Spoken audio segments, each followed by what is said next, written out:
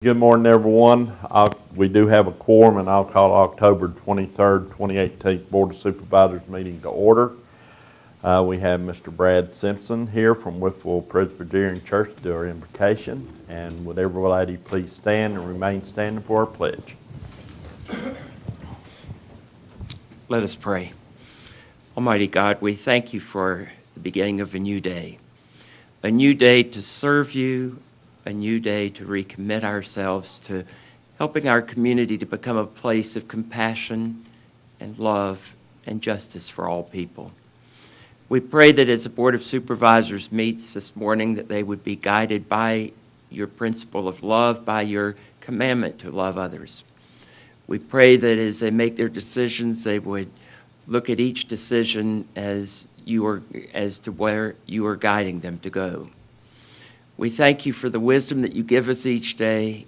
We thank you for the gift of a community in which love does abound. And we thank you for those who have come to this meeting, and we rejoice that you have blessed this time together. In your name we pray. Amen. Amen.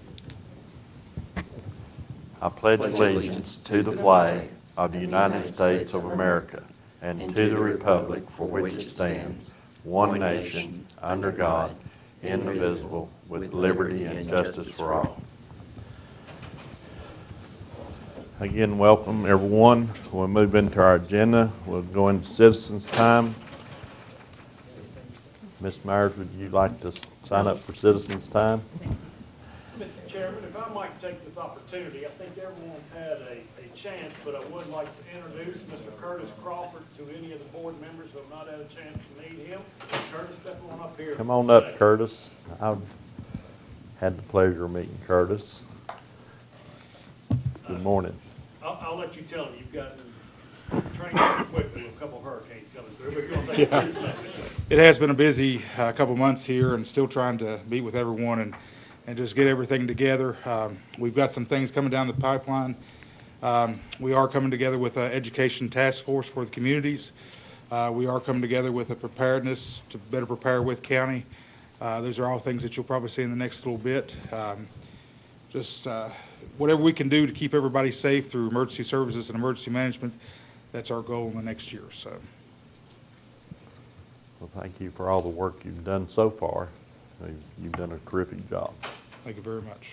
You haven't had to break up any fights or anything? Not yet. No, we're good. I think everybody's working very well together, so very happy with that. Anybody else have any questions for Curtis or comments? I think you're doing a great job. We're lucky to have you, so Thank you very much. thank you. Thank you, guys. Just to echo what Chairman Reeves and Ms. Lawson said, you kind of come in here trial by fire. You didn't ease into the position with the storms, and I won't say I was fortunate to meet you in action. It was kind of wet, but everybody seems pleased with what you've done so far.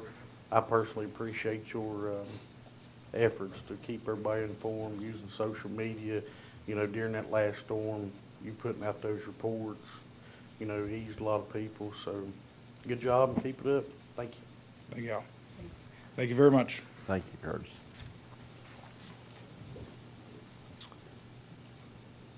Okay, moving right on with our agenda, we have the payment of invoices. Entertain a motion to approve. So moved. Have a second. Second. Have a motion and a second. Is any invoice any member of the board would like to pull out or discuss? Hearing none, we'll do a roll call vote. Mr. Vaught? Aye. Aye. And the chair votes aye. Next item on the agenda is minutes of the previous meeting of October the 9th, 2018. I entertain a motion to approve. Have a second. Have a motion and a second. Any correction or changes need to be made to the minutes? Hearing none, we'll do a roll call vote. Mr. Horny? Aye. Aye. And the chair votes aye. We move right along into old business. Wythe County Rescue Squad Board of Directors appointments. Does anybody have anybody to nominate for the board of directors on the rescue squad? If you don't, Mr. Chairman, I have been advised of a person that was previously on the board that may have a strong interest in coming back. I have not had a chance to speak with that individual yet, but I don't know. I have not confirmed either, but I need to confirm that with her first. Okay. We'll put it back on the agenda for our night meeting. Mr. Byers, anything under old business? No, sir, I'm not aware of any other business. Okay. Treasurer's report, and Ms. Gwen, good morning. Good morning. I'm not used to being up this early. It's 9:05 and I'm already to my part, so moving along this morning. But good morning, everyone. In your board packet, you received the September financial reports. And in that report, the general fund contained a balance of $33,107,249. And in the consolidated account, we had a balance of $60,165,758. And last meeting, Mr. Hale had asked about a comparison to last year, and our revenues are up at the first quarter into the fiscal year, but he also outlines that in his monthly financial report that he submits for the board packet as well. There's a graph in there and things like that, so you can kind of obtain more information there as far as seeing how all of that goes across the board. That's all that I have on the financial statement side. Are there any questions before I continue on with other updates? On the fine collection for the past due fines, have you seen any of that coming in yet? From the sheriff's office Yeah, fines with court and yeah. that the Commonwealth Attorney's Office is handling? I have not, no. Honestly, I'm not sure what the status is of that. Do you know where that stands? I know that the last time I spoke with district court clerk, she indicated some funds that come in and we're going to the collection agency group. I have not followed up with her recently to see what the status is, but we'll do a check with her and see if we can get a status report on the fund collection, see what the amount is. I don't know if the sheriff's got any numbers from them yet or not. Have you seen any numbers that have come in? I have not. Will that be a separate line item so we can see how effective that is? Yes, that's what Mr. Grant and I had discussed with Mr. Bayer and Sheriff Dunnigan, and Mr. Sleep, I think, was part of that meeting as well, of having that as a separate line item, just because that way it's not going into the mix of everything else, but we can look at it easily and know what is coming in. Okay. Any other questions or comments? Anybody have any other questions? Okay, well, I'm thoroughly excited to report that yesterday morning by 9:30, all of our 50,000 tax bills were sent to the printers. So at this point, I'm waiting on a proof to come back. We're a little later than what I had hoped we would be, but this year, last year was the learning curve. This year, we're kind of going through the process, and for me, it's like, oh yes, I remember doing that. So I tried to work on it as much as I could without aggravating Mr. Southers too awful much, but thankfully he did answer his phone every time I called, because if I were him, I probably would have quit after a few days. But he was great to help, but I tried to work my way through it. So things probably got delayed a little bit more than would have normally, but I wanted to make sure that I could get through it and I knew what I needed to do with it. But with that, we sent to the printers just for the 2018 bills a total of $20,212,342 that we billed out. Now, real estate bills will also include previous balances because we're able to pull those in very easily. Personal property is not that easy at this point, so we're not including those previous balances on those accounts. But we are still collecting a lot of those because of the DMV stops. If you noticed in your report, just for the first quarter, we've already collected over $14,000 in fees for DMV stops, which DMV does get the majority of that portion. But our taxes were, as of yesterday, as of end of day yesterday, just tax-based personal property tax, not including penalty and interest for this, through yesterday for this fiscal year, we'd collected about $117,000. So we're still putting those on manually. I have one employee that, bless her heart, she's pretty much gotten dedicated to doing that, so that's what she does about every day that she's here, is she's working on doing those manual stops. So we're trying to collect that as much as we can, get that cleaned up.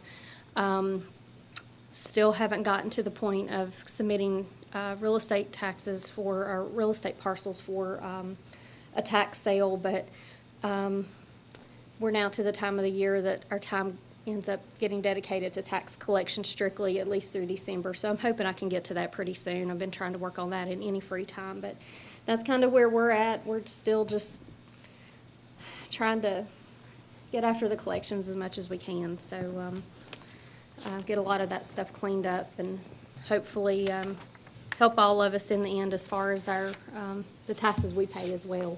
But going back to tax bills, I would anticipate bills being back in the county maybe Friday, Saturday, Monday, somewhere in that range. So if your phone starts ringing toward the end of the week, you'll know why. Any comments or questions? Anybody have any questions? Thank you, Lord. Thank you. Commissioner review, I don't see Faye this morning. Sheriff Keith Dunnigan?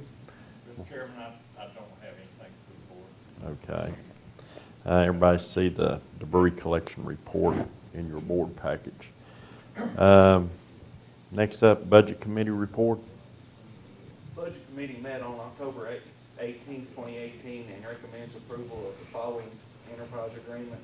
Number one is the maintenance management rental agreement. Again, coming from committee, it doesn't need a second. Mr. Barr, you want to summarize? This agreement here, I'll get into the lease agreement. So this agreement here is a management lease agreement that basically for $5 a month per vehicle.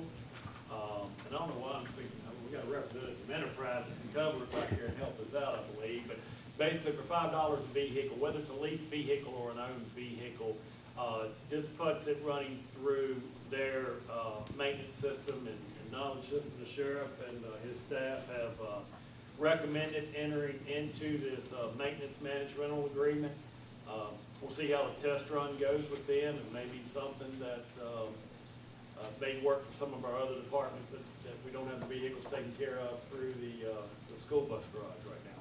So it's a good starting point, and that's the maintenance management rental agreement. Okay, again, coming from committee, it doesn't need a second. Any questions, comments? We'll do a roll call vote. Mr. Bott? Mr. Chairman, I'll go ahead and read my conflict disclosure for Okay. both these items, because they both apply to the sheriff's office. I, Brian Ball, as a member of the Wythe County Board of Supervisors, declare pursuant to the Virginia Conflict of Interest Act regarding this matter of the enterprise fleet agreement and maintenance agreement involving the Wythe County Sheriff's Office.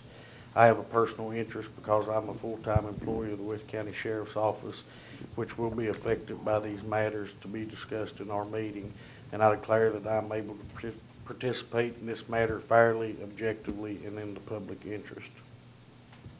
I'll go ahead and read mine. I, Ryan Lawson, as a member of the Wythe County Board of Supervisors, declare pursuant to the Virginia Conflict of Interest Act that regarding this matter of enterprise rental involving the Wythe County Sheriff's Office, I have personal interest because my husband is a full-time employee of the Wythe County Sheriff's Office, which will be affected by the matters of the enterprise rental agreement to be discussed in our meeting today. And I declare that I am able to participate in this matter fairly, objectively, and in the public interest. Any other comments, questions? Hearing none, we'll do a roll call vote. Mr. Ball? Aye.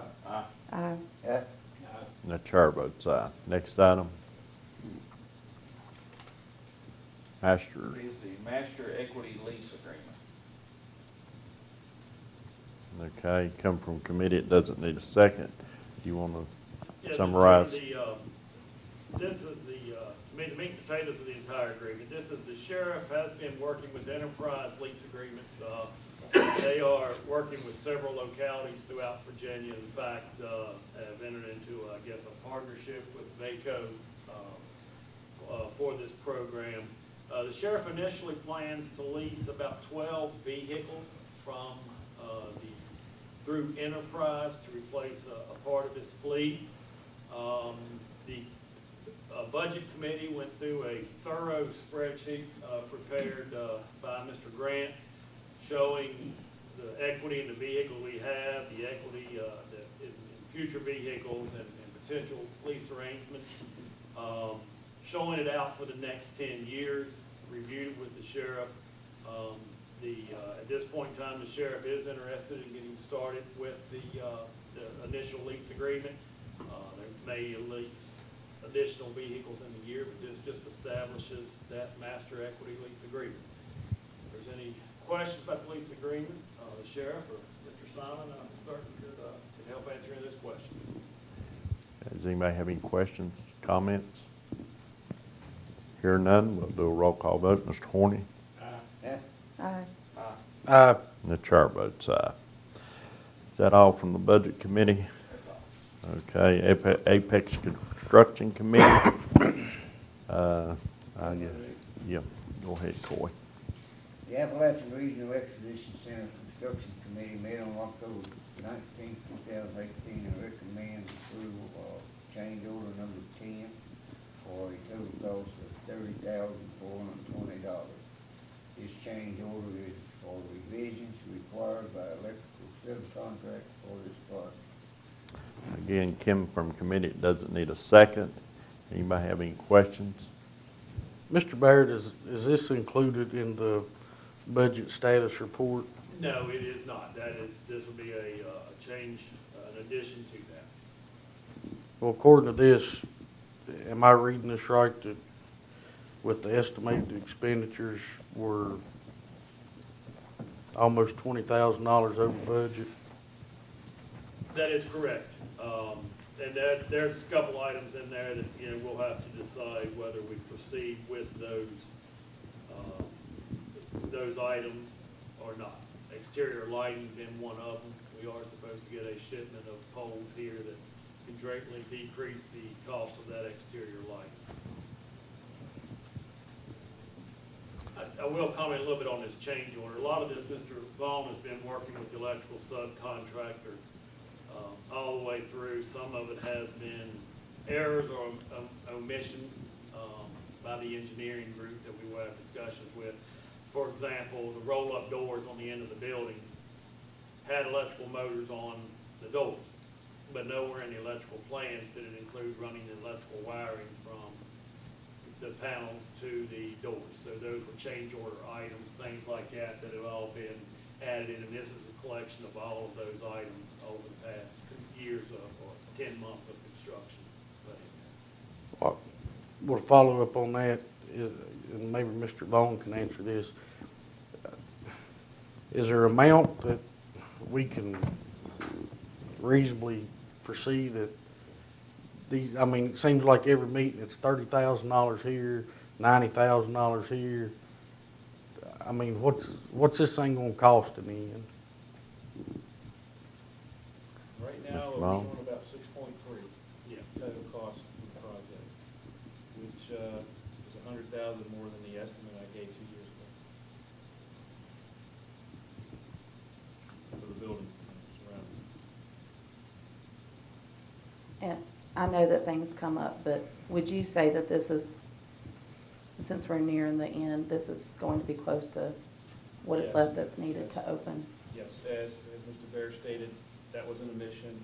Other electrical requirements come about from other additions that have been added. For example, the sound system, we have to run some electrical for that. Conduit through the overhead from one side of the building, the other, because remember, you've got a bifurcated building, so with duplicate systems, sometimes you have to have a conduit, and the electrical contractor is the best craft to run the PVC conduit from one side. So all these changes have added up over the last 9 months, and they just finally reconciled them for a reconciliation change order, which is in front of you, $30,000.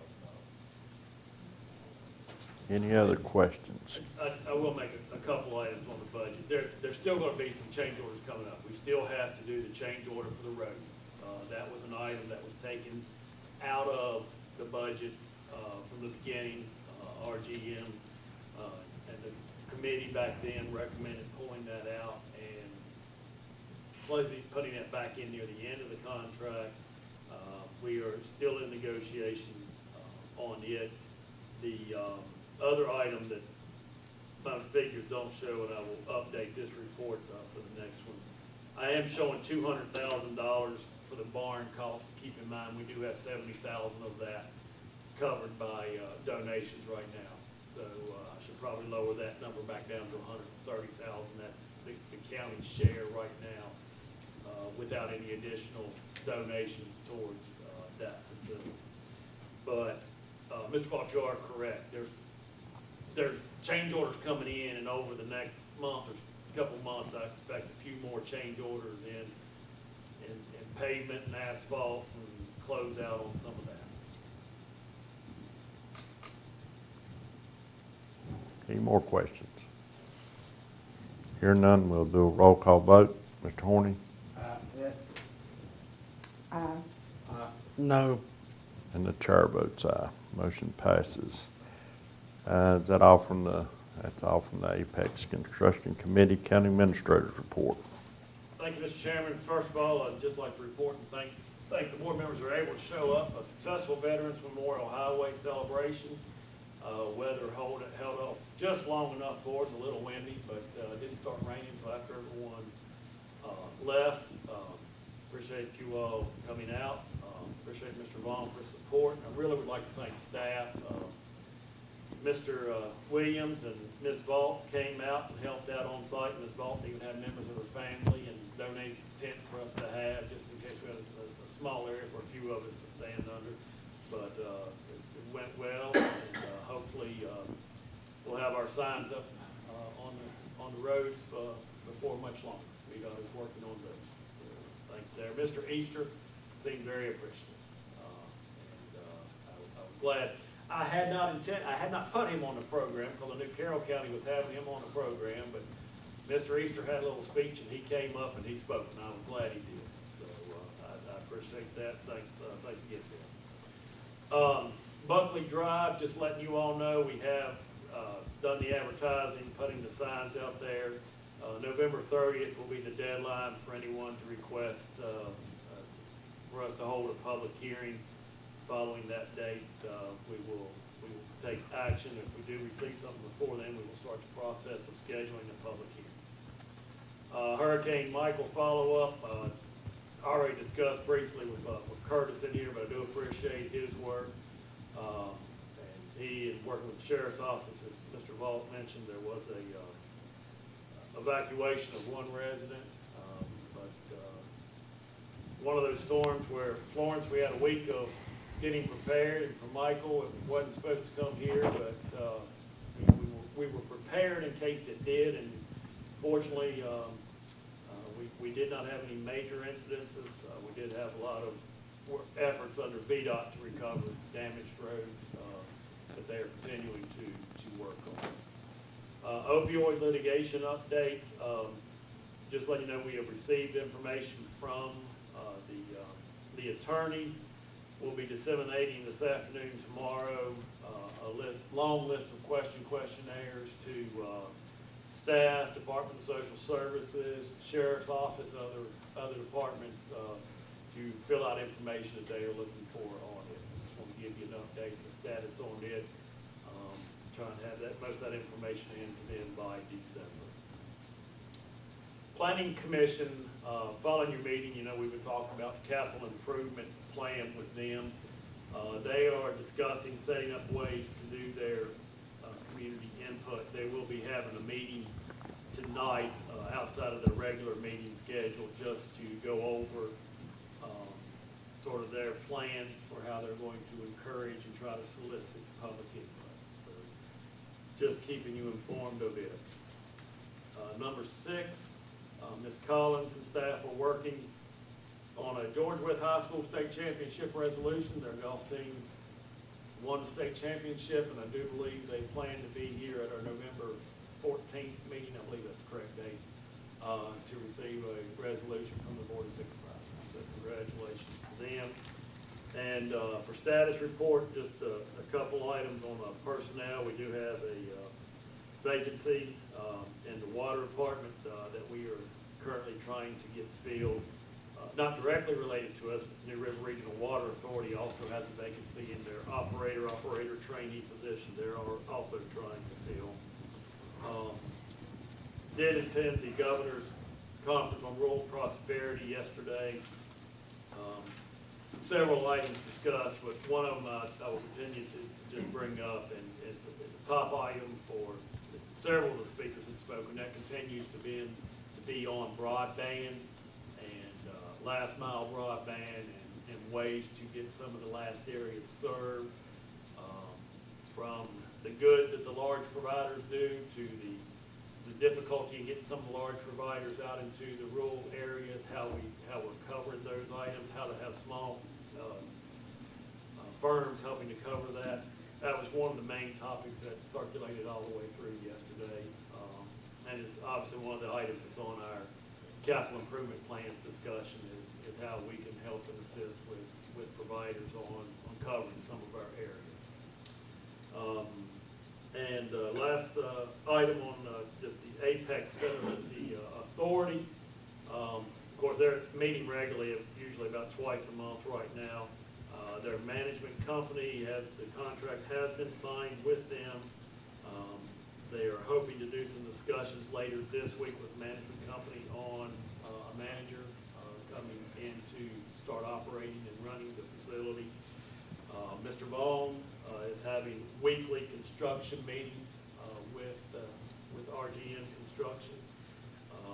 Also, we'll be meeting tomorrow with the gentleman with the arena floor mix. We have a gentleman that's expressed an interest in helping to assist with getting an appropriate arena floor mix in there. So just get a brief update on it. If there's any questions on anything, be glad to answer.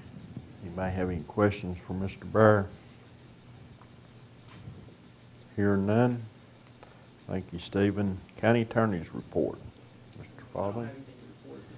Okay. Board of Supervisors. Brian, Black Lake District. Just one thing, I had a complaint about the meeting videos not being posted. I've talked to Mr. Bear previously about this. The October the 9th meeting wasn't posted until yesterday. I think that's too long, 36, 48 hours. I personally think it needs to be up.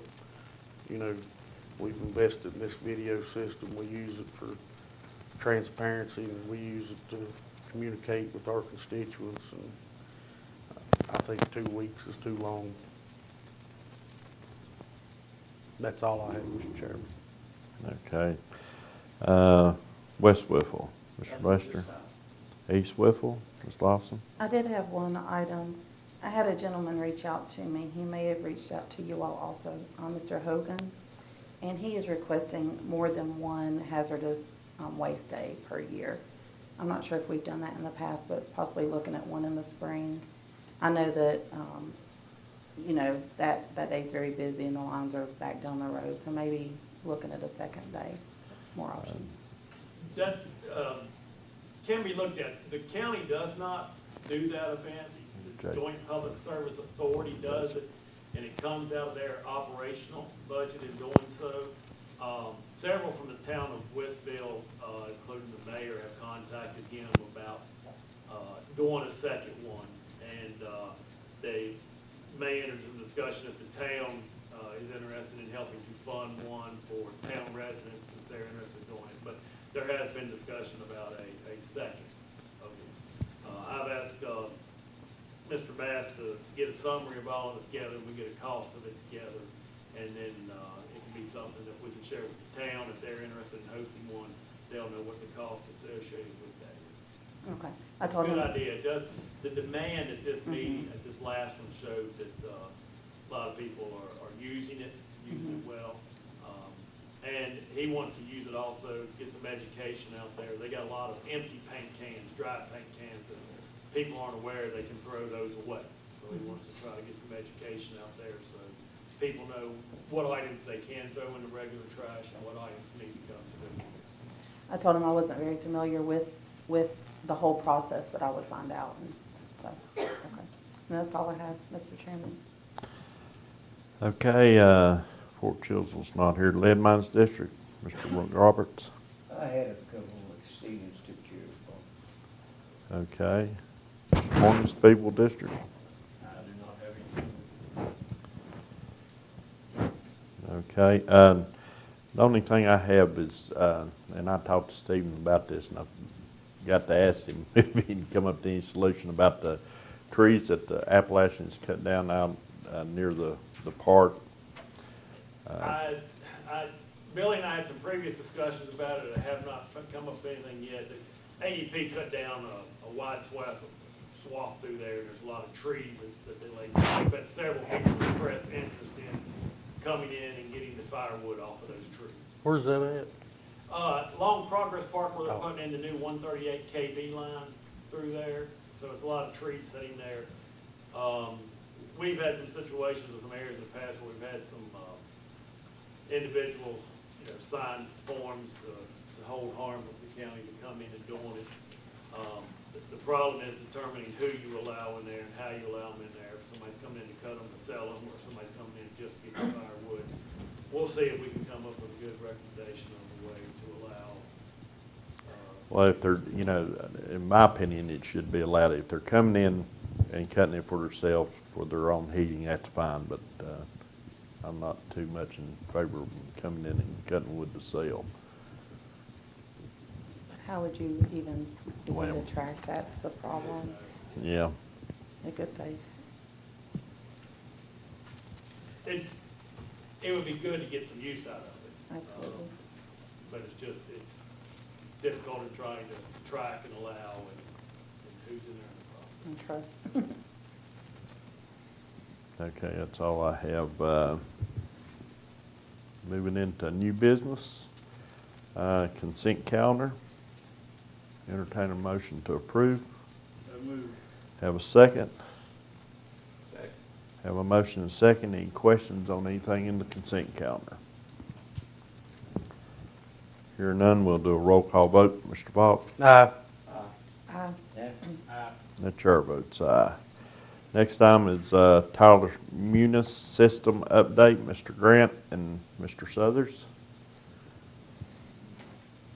Good morning.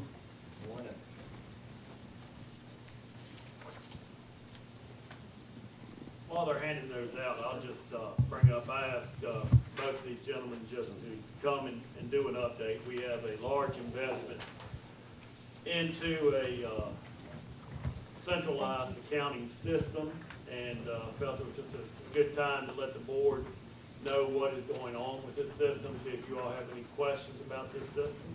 And so that's why the two of them are here.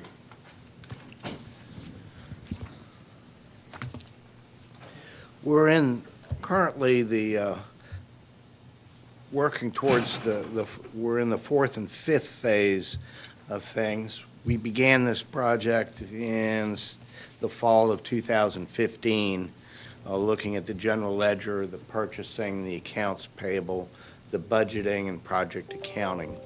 That went live on June 2016 at the beginning of the fiscal year 2017.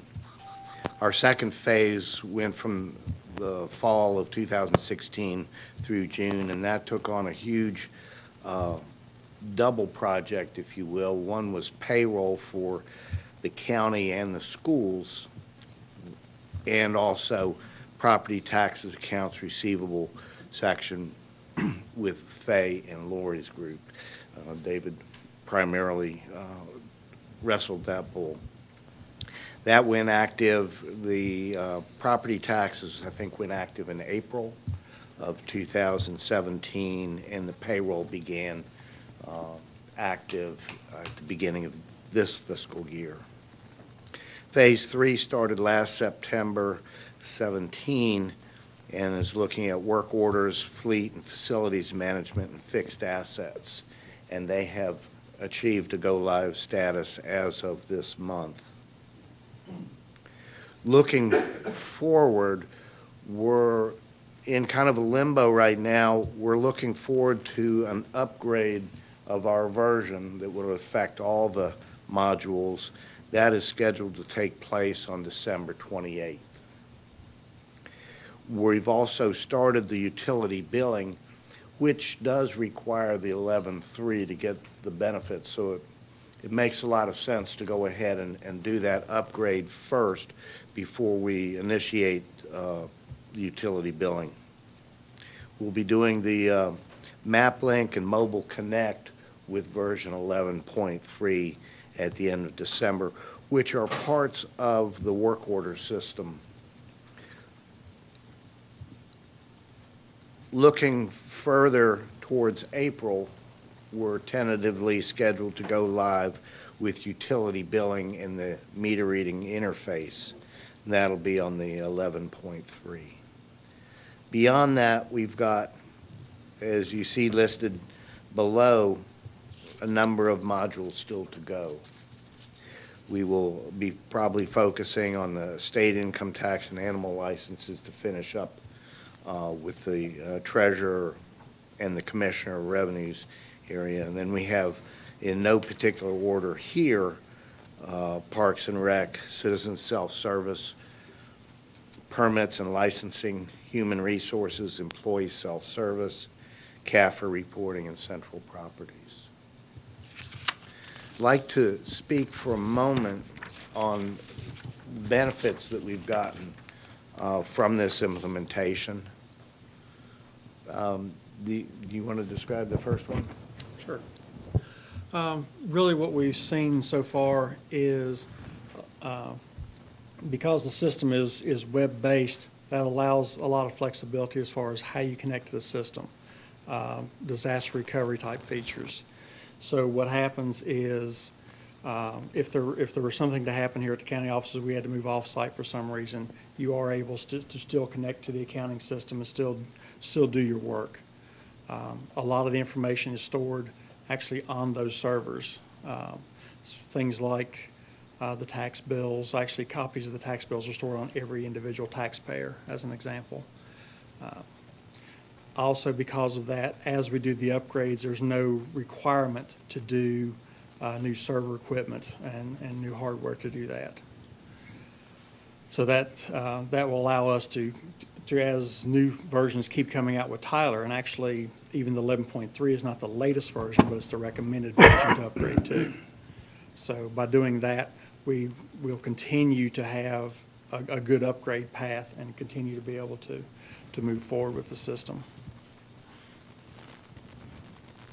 One of the things that the software allows us to do is it's very flexible, so we can begin operating at a particular level and change that level and use that to grow with.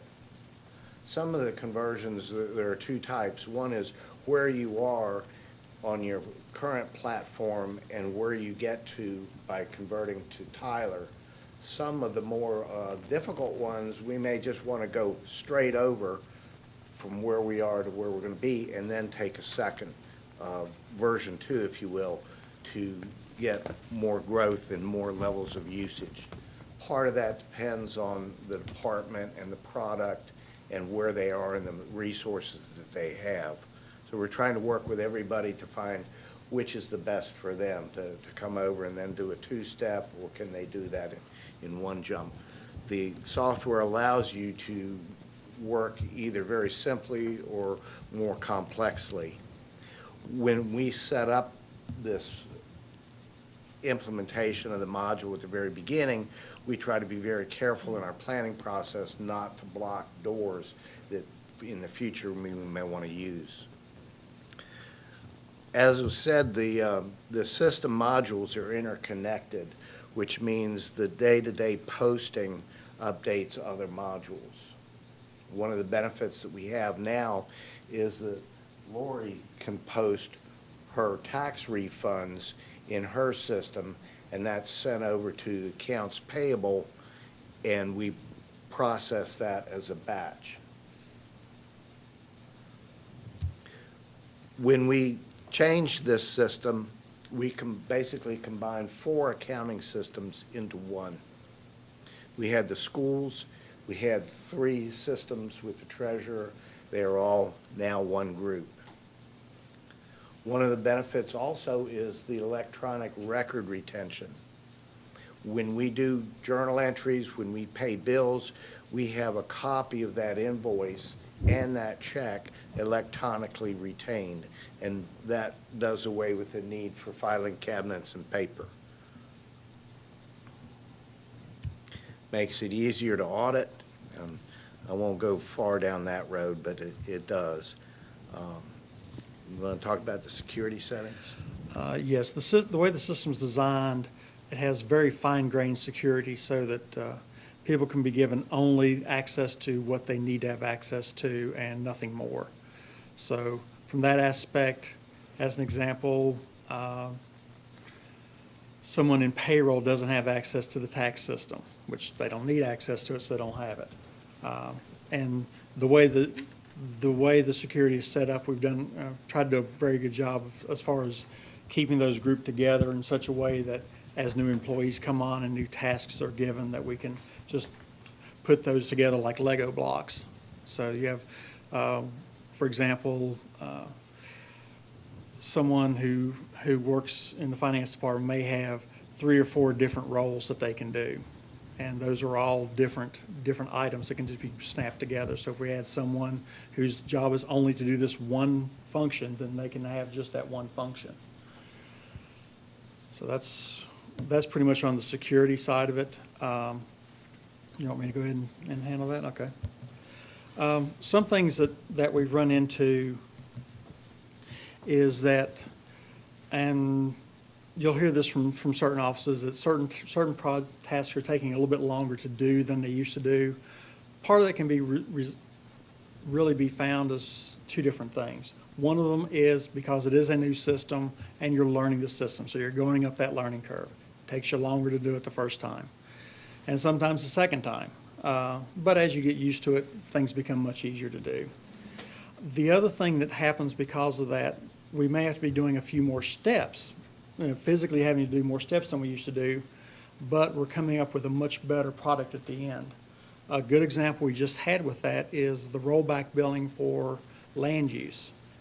Whenever a property is sold for commercial use after it was in land use, you have to go back and back bill the land use credit that they receive, and that's for 5 years.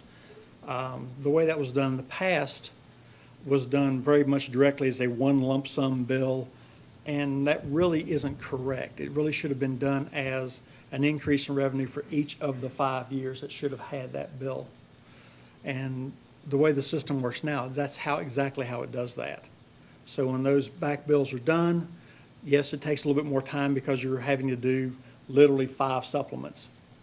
But those supplements each take about a minute to do, so it's not really a big deal to do it. So that's one of the things that happens.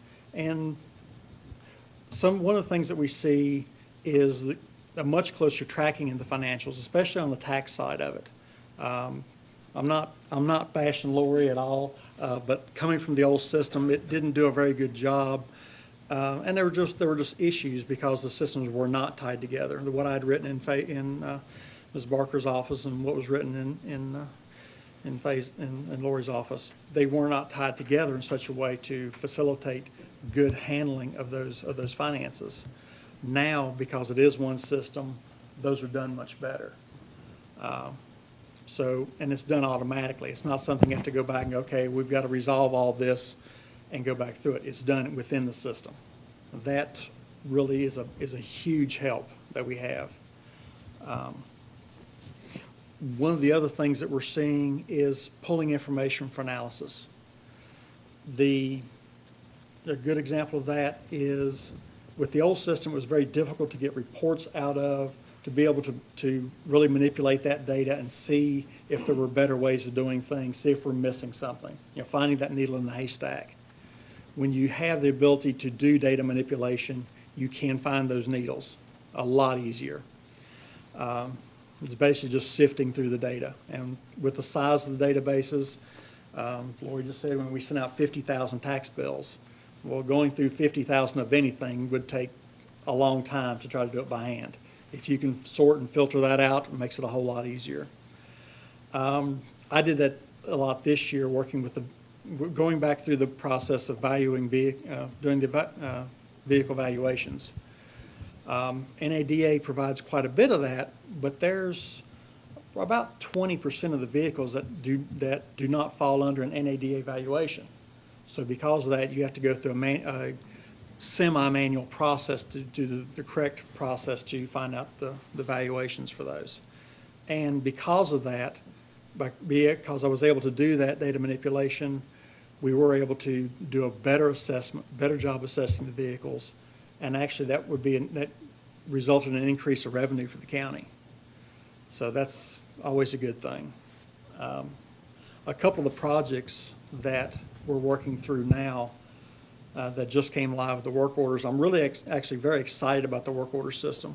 I was kind of dreading it going into it just because I didn't really see the benefit, but now I really see where that's going to help the county a lot.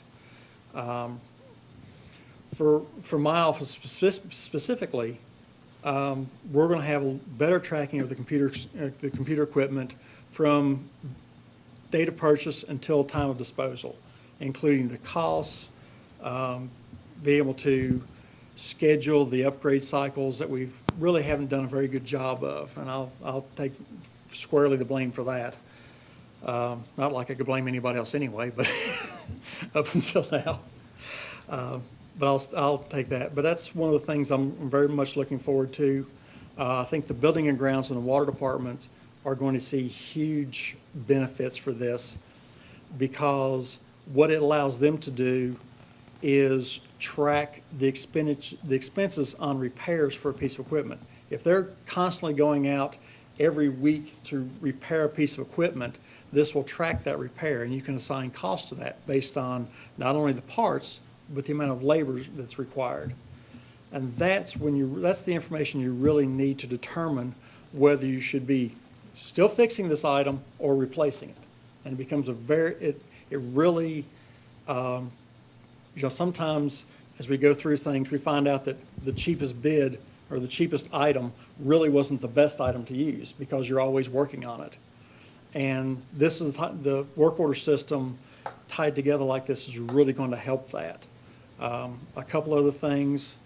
One of them that was mentioned, that Bruce mentioned, was actually a mobile app, and that mobile app works with the work order system. So as work orders come in, they can actually be sent to the cell phone of that person, whoever's going to be doing that job. So and it really works on the data lines. So even when you get out to these areas that have very poor cell service, you can still get a text message out. And that's really how this comes across is through the data. So if someone's out in Speedwell, they can still get a text message. I know historically, I don't know if it's gotten any better out that way or not, but historically it's been pretty bad, cell coverage out there. Getting a little better? Good. And on that system, the school system's been involved with that work order system also. Correct.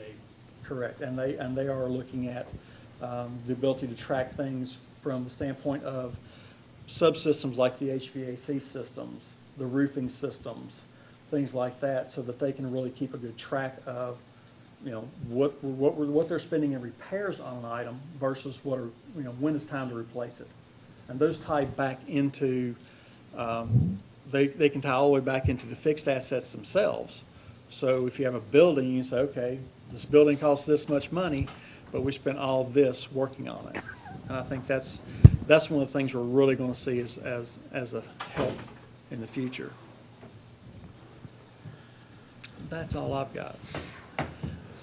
I'll say one more thing on the work orders, and that is it's allowing us to interconnect with the fuel vendor. We will get a download of their information that will go straight into Tyler and individually hit each of those vehicles with the amount of the purchases and do the accounting. The accounting previously has taken close to a day to put all the individual purchases together to charge out to the various departments. This will not only take care of that, but it'll also post in our system under that vehicle or that school bus, the fuel purchases, how much, what the odometer was, the date, et cetera. So we're very, I think, at an exciting point in the process because the work orders affect so much of what the county does. It'll be benefits greatly to those, whereas at the beginning, it's been more of a benefit to the accounting and payroll areas of the county. And with that, if you have any questions, we'd be glad to try and answer them. Bruce, when they do the upgrade to the 11.3, y'all see any problem with what we already have put into the system?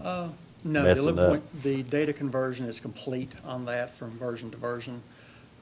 What you'll generally find is they'll add some features, and they're definitely adding some features into the utility billing. That was one of the reasons that was driving the upgrade. Utility billing and some items in work orders as well. The mobile app is one of the things that comes with the 11.3. The map link really, it was available with 11.1, but it's better in 11.3, so we're doing that there. And there's, you know, as with any software project, with any software process at all, as the company upgrades it, there's more features added. But because it is their data to begin with, they know how to go from 11.1 to 11.3. It's not like going from SunGuard to Tyler, which is definitely an apples to oranges conversion. Does anybody else have any more questions on Tyler Munis? If not, I'm gonna ask David a question. How's our upgrading on our website?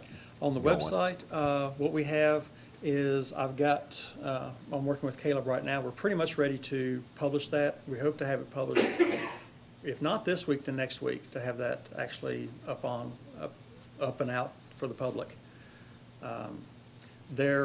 Some of the departments have not gotten back with us as far as the information goes, so they're getting the same information out off the old site.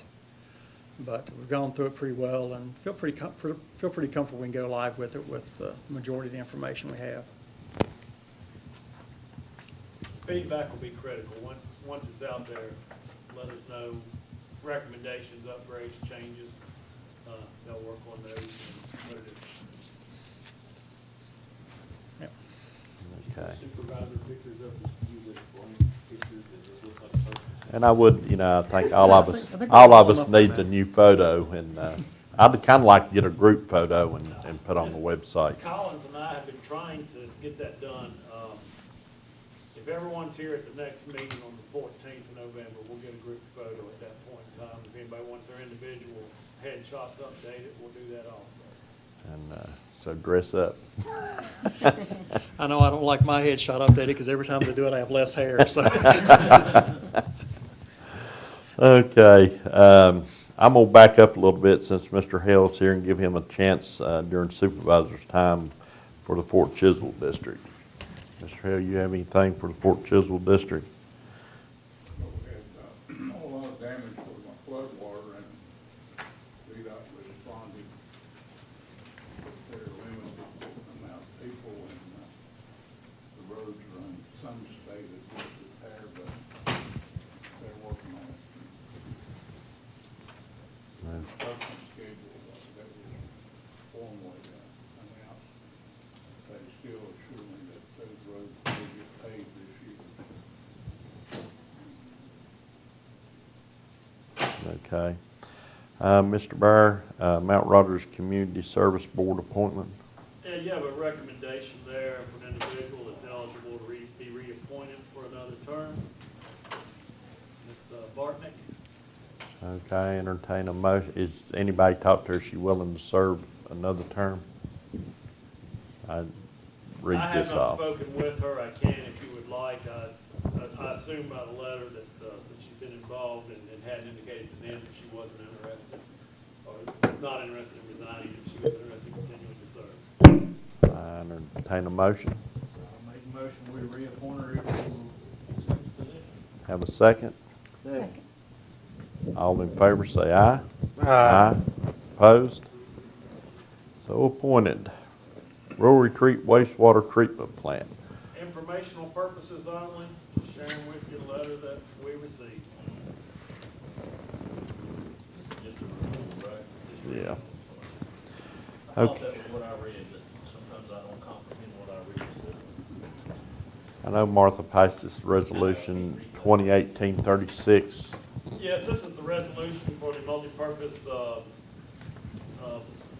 facility barn, that has been made application to the Tobacco Revitalization Commission.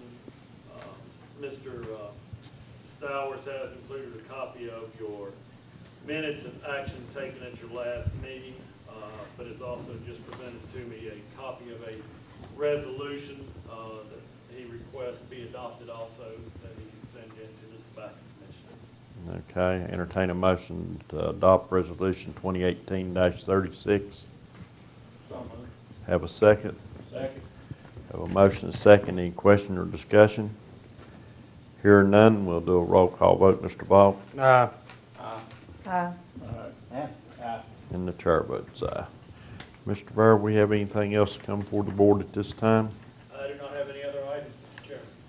Does any board member have anything else to bring before the board at this time? Mr. Bear, I've got, and you can help me out on this, on the Recreation Commission. I need to find a replacement for my member. She's been wanting to resign. I've ignored her. For going on 10 months now. I've put feelers out there, but haven't got a lot of response back, so. I'll check with our staff and see who's some of the individuals that have some younger kids in it and see if we can get some recommendations to you. And, sorry, I just thought of this. We discussed before, Mr. Bear, the EMS council board that Mr. Cody Jackson is interested Yes. in. Let me talk to Curtis and get the clear information on that. We had our previous emergency service coordinator was on there. We had an individual that's expressed interest in serving for us, and I've got to work with Curtis to find out if that appointment is typically the EMS appointment that's here, or if it's a separate appointment that the board can appoint someone to. And I may be wrong, but from what I've read, it was Jason Busick, but that was because that's what he wanted to do, but it does not have to be the coordinator. Okay, does anybody have anything else? Mr. Chairman, I probably should have covered this during my time, and I forgot about it. The month's getting away. Tomorrow will be the first ever Dr. Pepper Day retreat. Why tomorrow, sir? Because 10, 2, and 4, so tomorrow's 10, 24. Dr. Pepper Corporation is really interested. They're gonna be down there tomorrow. It's from 5 to 7. If anybody can come down at the corner lot where the drugstore used to be. The town is having a push. They'd like to build a replica drugstore / soda shop down there. They've been in discussion with different people, and I think some representatives from Dr. Pepper Corporation, whoever they're owned by now, is going to come and see what type of support they have. So if you don't have anything to do tomorrow, What time is that? 5 to 7. Okay. Make sure they know we got a 200-acre leather spot they're planning. I'm sure that could be weaved into the conversation.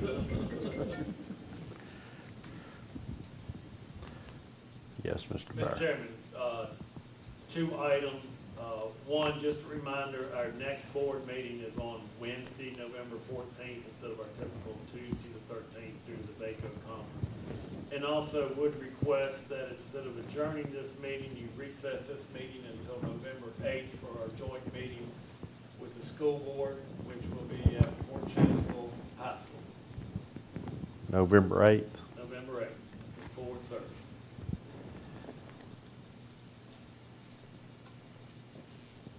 At 4:30.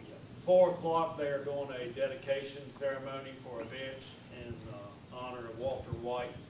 for anyone that wants to show up at 4 o'clock. But we'll have about an hour meeting with them from 4:30 to 5:30 to talk about things, and then they'll start their regular agenda at 5:30 for their school board meeting. And they are, At Fort Chisholm High School. yeah, I got an invitation yesterday in the mail. You got time for a little report from the VDOT meeting last night. Yes. VDOT had the third of public hearing on the 81 and 6-year plan. There's 4 smart scale projects being considered, as y'all know. They went through that, the secretary was there and several commissioners were there. But on the 81, they had 3 funding plans. All of them have something wrong with them from one point of view or the other. But they're talking about a 81 corridor tax zone as one of the methods. To me, it seemed much more fair than toll. One of the things they said about toll that was different was that if you're local and want to use the interstate, you'd buy an annual pass, or you'll be regulated to the frontage roads, or you'd pay a toll. There's somewhere now around 17 cents a mile for trucks. 6 gantries throughout the 325 miles. So depending on where you lived, you'd be checked by an easy pass. Manufacturing Association was there and they were against it totally. Of course, the trucking industry is against it, but the tax zone that they proposed is about 0.76 cents on a gallon. Sales tax increase for fuel from the West Virginia line to Tennessee, and it seemed of the ones proposed that was the most fair, but they'll be back for another hearing, but those are the 3 things that are going to the Commonwealth Transportation Board. $2 billion that they're talking about for the first phase. Of over $4 billion total to bring 81 up to 21st century standards. But the first step would be $2 billion for the 325 miles. 81, they announced, is the corridor for the East Coast, and there's not much of an alternative for freight. Of course, there were also people there to advocate rebuilding the railroad, but the railroad's got to participate for that to happen. So I don't think that it's indicated that the railroad's interested in being in the freight business anymore. And that's the 3 ones they proposed. But it was a good meeting. For one time, they had more citizens there than they had VDOT employees, so that's a good thing. That's all, and I appreciate, thank you for going, Mr. Hill. I couldn't make it. Mr. Burr, Mr. Bone, we have anything from AEP on the light poles at exit 77 yet, a price? Did not. We did a follow-up with them last week, and I can check my emails here real quick to see if he had sent me anything in through while I was out of the office yesterday. VDOT's indicated they're waiving permit fees and such. Well, I do have an update on that. I talked to Donnie Necessary and the traffic engineer, which I forgot his name. But they're waiting on us when we get the poles up there ready. That's all they're waiting on. We're pushing AEP, and that's what we did last week. Told them, we need the price on that immediately so we can look at getting those up. And, I don't see that they sent anything back. We'll do another follow-up with them today on it. But that's all that, was waiting on it was, and AEP was trying, VDOT's working with as well as possible, as long as they can be out of the right of way, minimal flagging and all that, that's where most of the cost is going to